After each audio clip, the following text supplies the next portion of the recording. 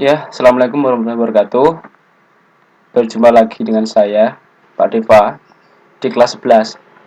Kalian udah naik kelas 11. Nah, ini ada pelajaran produktif yang baru, namanya perencanaan bisnis, konstruksi, dan properti.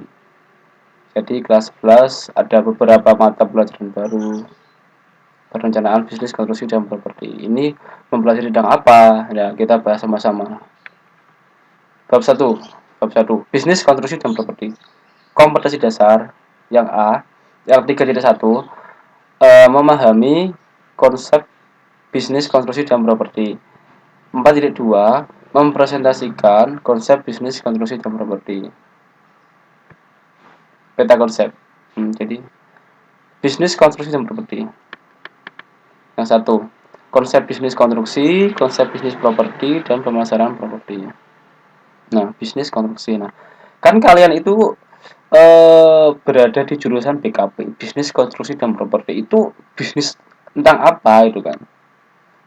Tapi kan yang kalian tahu ya hanya bangunan itu aja. Tapi enggak, bukan seperti itu. Kan namanya bisnis. Bisnis itu apa sih? Bisnis. Nah, jadi konstruksi dulu. Konstruksi apa? Konstruksi merupakan suatu kegiatan yang membangun sarana dan prasarana umum. Jadi konstruksi itu kegiatan membangun. Nah, konsep bisnis konstruksi yang pertama dari definisi dulu. Definisi konstruksi, perencanaan konstruksi, dan jenis-jenis jasa konstruksi. Oke. Bisnis. Nah, bisnis itu apa? Bisnis merupakan dari kata busi yang berarti sibuk dalam konteks individu, komunitas, atau masyarakat. Maksudnya sibuk mengerjakan aktivitas dan pekerjaan yang mendatangkan keuntungan. Jadi kalau bisnis itu harus menguntungkan. Kalau nggak menguntungkan namanya bukan bisnis gitu loh. Jadi kalau bisnis konstruksi apa? Bisnis konstruksi merupakan kegiatan membangun sarana maupun prasarana yang meliputi bangunan gedung. Jadi bisnis konstruksi itu kegiatan membangun gedung konstruksi. Jadi kalau kontraktor itu bisnis, mereka tuh berbisnis tapi di bidang konstruksi. Perencanaan konstruksi apa itu? Perencanaan konstruksi dilakukan dengan pertimbangan-pertimbangan yang benar. Adanya penjadwalan perencanaan konstruksi yang baik akan menentukan sukses atau tidaknya suatu pembangunan pekerjaan konstruksi. Jadi sebelum proyek itu dilaksanakan itu harus melakukan perencanaan yang baik. Jadi bagaimana kalau nggak ada perencanaan itu proyeknya bagaimana, kan nggak berhasil, harus direncanakan dulu. Nah, jenis-jenis jasa konstruksi. Nah, menurut Undang-Undang Nomor 2 Tahun 2017 tentang jasa konstruksi, konstruksi adalah layanan jasa konstruksi dan atau pekerjaan konstruksi. Jadi ada undang-undangnya. Kalau konstruksi itu ada undang-undangnya jelas. Ya, jadi kalau jurusan kita itu ada aturannya.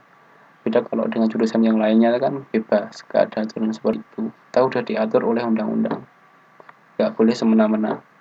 Nah, menurut Undang-Undang Nomor 2 Tahun 2017, terdapat 3 jenis jasa konstruksi: jasa konsultasi konstruksi, usaha pekerjaan konstruksi, dan usaha pekerjaan konstruksi terintegrasi. Apa maksudnya? Nah, jasa konsultasi konstruksi ya yang bersifat umum, memiliki klasifikasi pengkajian, perencanaan, perancangan, pengawasan, atau manajemen perencanaan konstruksi. Adapun usaha konsultasi konstruksi seperti survei, penelitian teknis. Nah, ini ada yang pertama ada perancangan. Nah, ini siapa yang perencanaan itu seperti arsiteknya ya. Jadi kalau jasa konsultasi itu ibaratnya arsitek. Jadi kalau konsultasi itu arsiteknya yang merencanakan, menggambar, menghitung, nih habis bangunannya biayanya berapa, itu arsiteknya, itu drafternya, itu desainnya bangun seperti apa, itu jasa konsultasi. Yang kedua, jasa pekerjaan konstruksi bersifat umum, memiliki klasifikasi yang meliputi bangunan gedung, pembangunan, pemeliharaan, pembongkaran, atau pembangunan kembali. Jadi ini seperti kontraktornya. Kalau konsultasi kan arsiteknya, kalau pekerjaan konstruksi itu kontraktornya yang melaksanakan. Jadi kontraktornya itu membangun, melaksanakan, perawatan, membongkar, itu kontraktornya. Ya, yang ketiga, usaha konstruksi terintegrasi meliputi bangunan gedung dan sipil, adapun layanan pekerjaan terintegrasi meliputi rancangan bangunan dan rekayasa pengadaan dan pelaksanaan. Ini seperti gabungan, ya. Nah, konsep bisnis properti kan tadi konstruksi, sekarang properti. Apa itu properti? Pada dasarnya, properti merupakan bisnis yang sangat menjanjikan dan menguntungkan, terutama di Indonesia. Nah, kenapa? Seiring dengan pertumbuhan perekonomian dan pertambahan penduduk, memungkinkan bisnis properti itu dibutuhkan. Apa sih properti itu? Properti itu ya seperti perumahan, tanah, itu namanya properti. Jadi kalau banyak sekali perumahan-perumahan yang mulai membangun itu bisnis properti namanya. Jadi kalian itu masuk ke jurusan yang benar karena sekarang masih lagi boomingnya properti. Properti ini banyak sekali. Ya, ada 4 ya yang dibahas: definisi, aspek, tujuan, dan jenis properti. Nah, bisnis properti.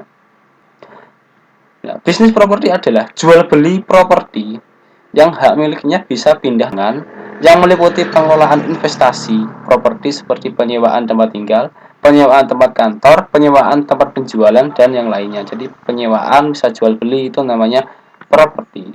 Aspek-aspek bisnis properti, aspek pasar dan pemasaran. Nah, pemasaran itu memasarkan propertinya itu ya.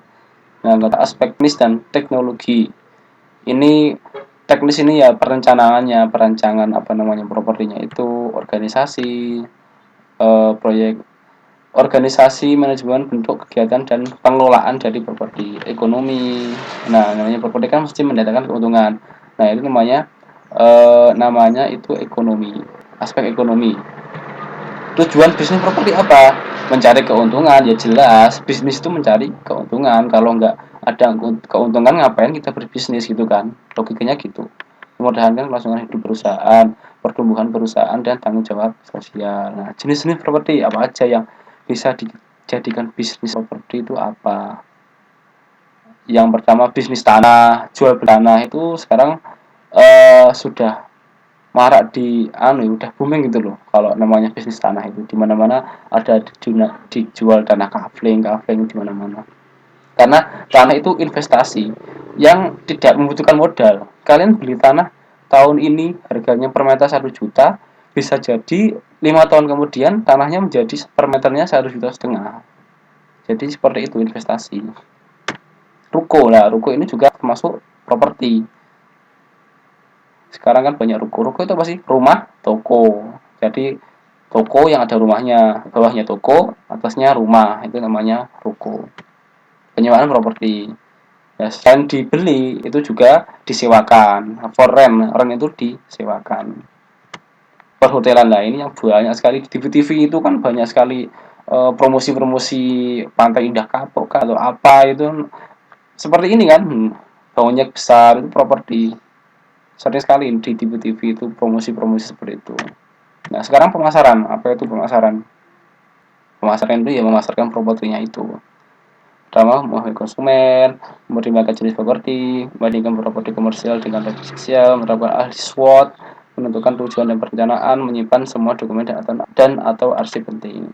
Konsumen, memahami konsumen itu maksudnya memahami kebutuhan pasar itu yang diinginkan konsumen itu seperti apa sih? Pengennya itu apa? Rumahnya seperti apa? Desainnya seperti apa? Tempatnya seperti apa? Nah, itu memahami konsumen, mengetahui pasar, mempertimbangkan jenis properti. Nah, ini eh, mempertimbangkan itu konsumen dari daerah dengan tingkat kewadahan penduduk yang rendah umumnya akan mencari rumah keluarga tinggal. itu kalau mempertimbangkan itu seperti kita itu strategi kita itu seperti apa propertinya yang akan kita membuat ruko atau membuat rumah minimalis itu mempertimbangkan jenis propertinya. Nah, membandingkan properti komersial dan residensial. Nah, apa sih komersial dan residensial? Secara umum, properti dapat dibedakan menjadi properti komersial dan properti residensial. Kontraktor atau perusahaan properti harus dapat membedakan properti komersial dan properti residensial. Properti komersial lebih mengarah kepada peraturan bisnis atau mencari keuntungan, misalnya ruko, ruang kantor, toko. Nah, properti tersebut dapat dimudahkan penjualan, penyewaan, dan pembangunan untuk mendapatkan keuntungan sebesar mungkin.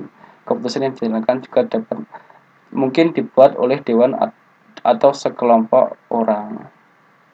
Jadi itu ya, kalau komersial itu lebih ke toko, kantor mencari keuntungan. Nah, kemudian menerapkan analisis SWOT. Apa di SWOT? SWOT itu adalah singkatan dari strength, weakness, opportunity, threats. Ini strategi ya. Tujuan. Nah, tujuan bisnisnya seperti apa? Dokumen seperti. Nah, udah selesai ya. Jadi pertama dasarnya dulu jenis properti, konstruksi itu seperti apa, kalian pelajari lagi nanti. Ya, sampai jumpa minggu depan. Saya akhiri, wassalamualaikum warahmatullahi wabarakatuh.